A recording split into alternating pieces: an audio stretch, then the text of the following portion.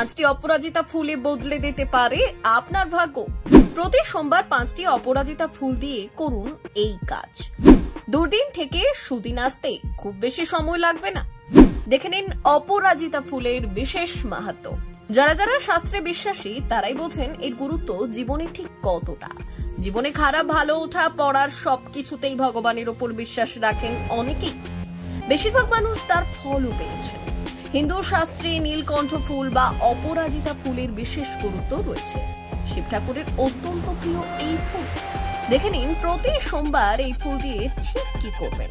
বাস্তুশাস্ত্র অনুসারে বাড়িতে অপরাজিতা গাছ লাগালে এবং এই গাছের ফুল দিয়ে ভগবানের পুজো করলে পরিবারের সদস্যদের সুখ, সমৃদ্ধি, শান্তি, যশ ও খ্যাতি বজায় থাকে। সাধারণত দুই ধরনের অপরাজিতা ফুল আমরা দেখে থাকি, একটি নীল এবং একটি সাদা।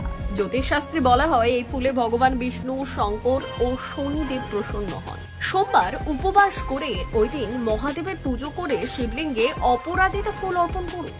যদি সব সময় অর্থের সমস্যা থেকে থাকে এবং হাতে একদম টাকা না থাকে, তবে প্রতি সোমবার নদী বা পুকুরে একসঙ্গে 5টি অপরাজিতা ফুল ভাসিয়ে দিন।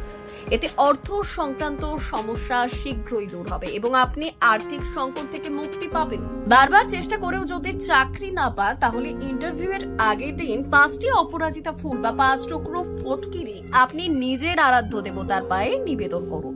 পরের দিন ইন্টারভিউ দিতে যাওয়ার আগে ওই ফুলগুলো নিজের সাথে রেখে দিন। এর ফলে চাকরির পথে বাধা দূর হবে এবং আপনি পছন্দসই চাকরি পাবেন। আপনার পরিবারে যদি অসুখ বিসুখ লেগেই থাকে, তাহলে প্রতি সোমবার শিবলিঙ্গে পুজো করুন এবং মহাদেবকে 3টি অপরাজিতা ফুল নিবেদন করুন। সমস্ত তথ্যই শাস্ত্র মতে বলা হয়েছে।